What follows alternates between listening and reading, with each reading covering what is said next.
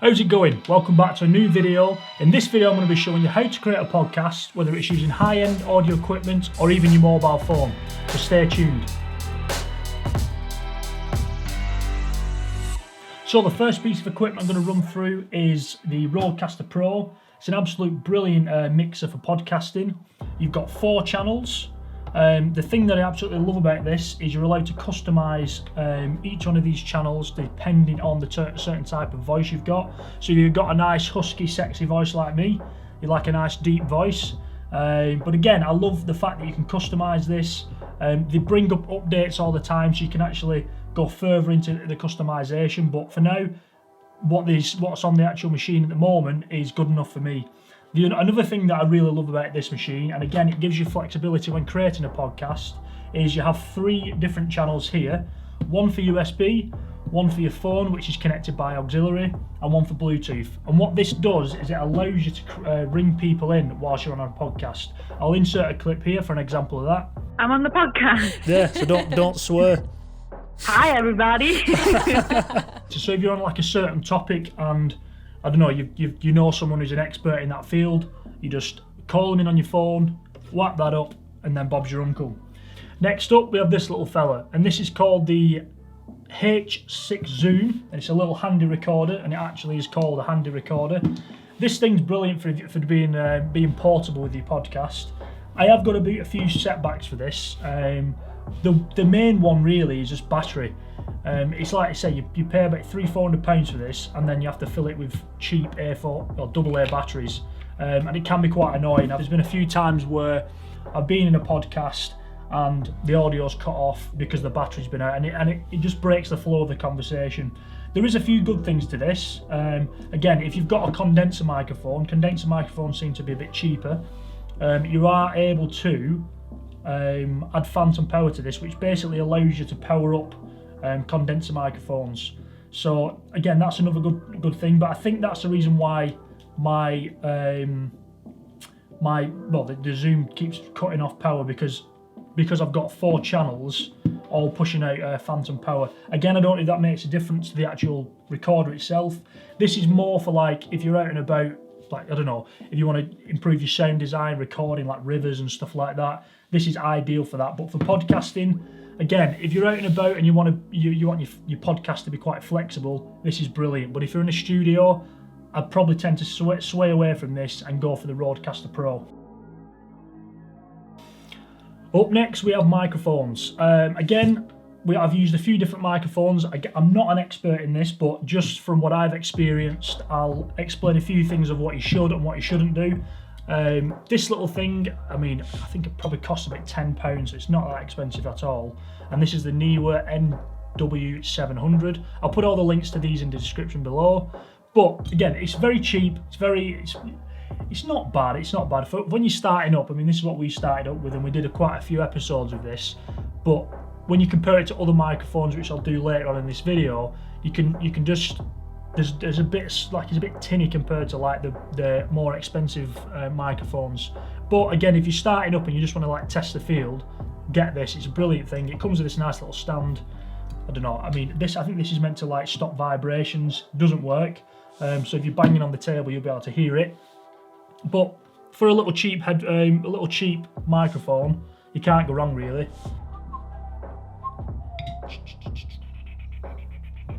Right, up next, this is the Audio-Technica AT2020, whatever that means. I don't even know if that's the right name, but that's what it says on the microphone. This microphone's brilliant. It's a really good build quality. The sound's incredible.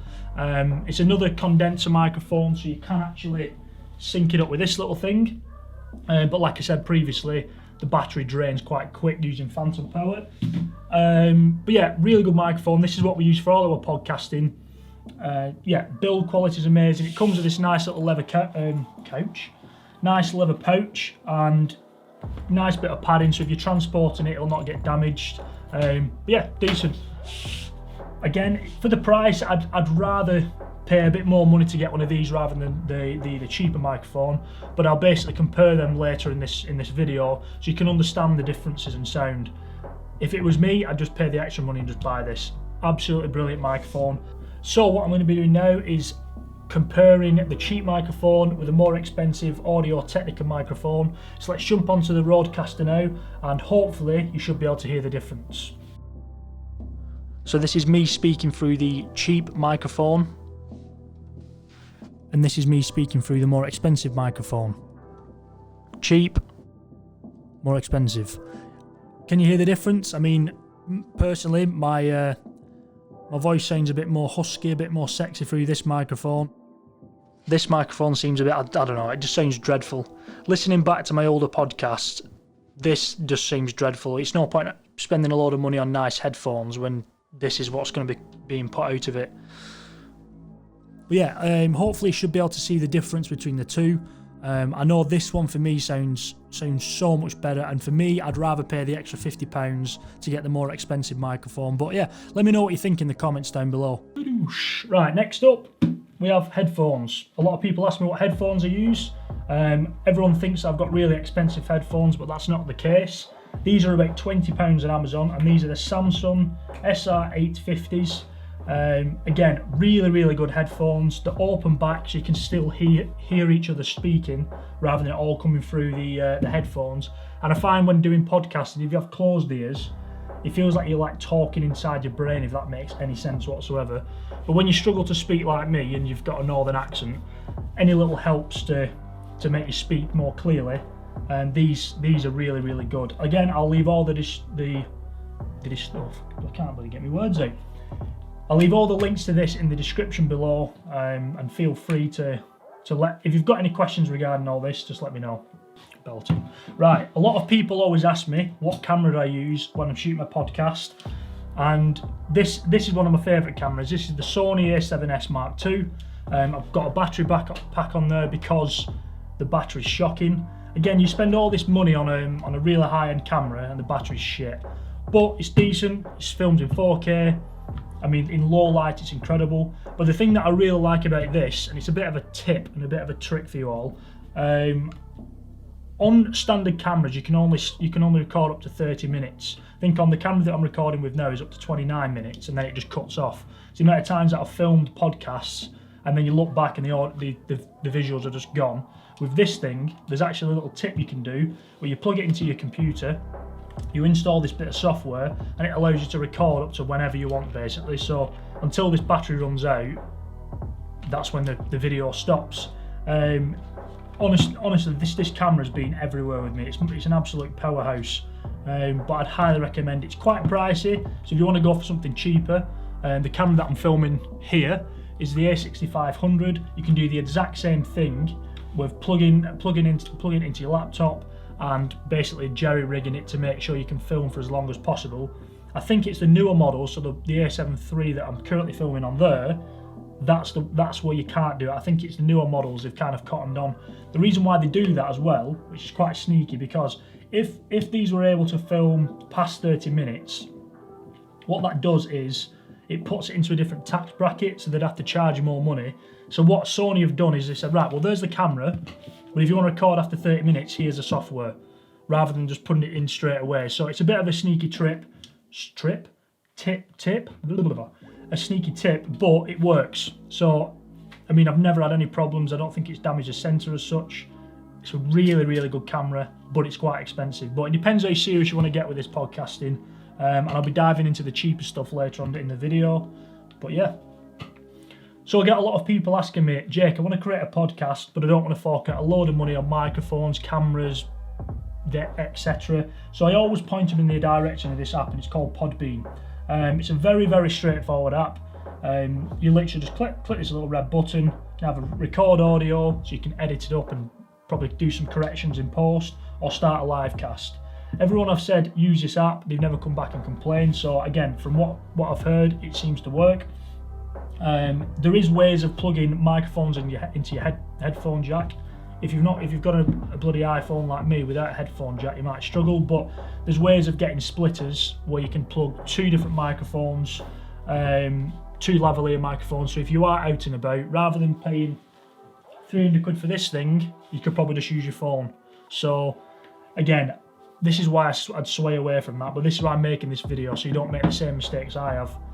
I want to jump onto how to actually get your podcast from your phone or your camera onto an actual RSS feed to then stream it to Spotify, iTunes, Google Podcast and TuneIn. TuneIn is a really good one that I've been testing out. It allows you to play your podcast on Alexa and stuff like that, so it's a really, really powerful tool, and I'm going to show you that now.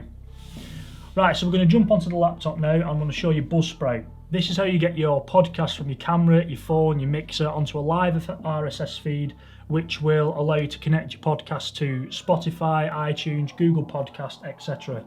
So you have to create a login details. That's usual things like name, email, card details, all that bullshit. It is a free platform, so you don't have to pay for it.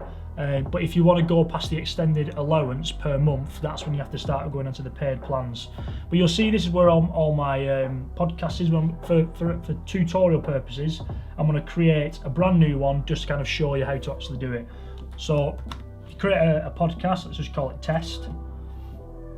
And here it is, similar layout as before. With this free plan, you have 2 hours a month. So like I say, if your podcasts are 30 minutes long, that's 4 podcasts a month. You're laughing, it's free, you don't have to pay anything.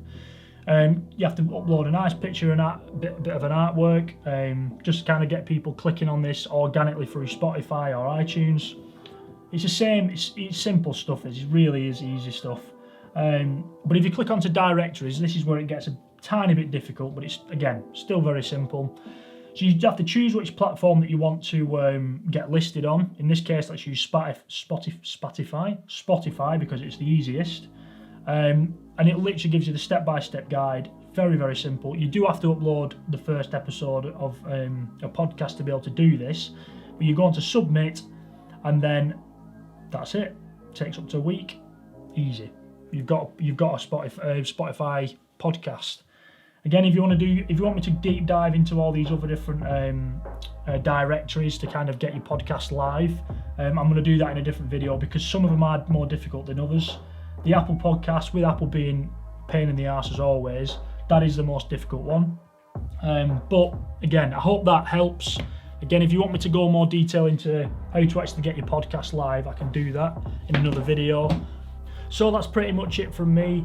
I hope I've answered all your guys' questions. If there is any questions that you've got, bang them in the comments down below and I'll be happy to answer them. But make sure to like, subscribe, hit the little notification bell, tell your mum, your dad, your friends, whoever you want. It really does help. But yeah, I'm going to try and make as many of these as possible. Hopefully you've liked them and you'll be able to see my ugly mug and my lovely accent more often. But yeah, thanks for watching and I'll see you on the next one.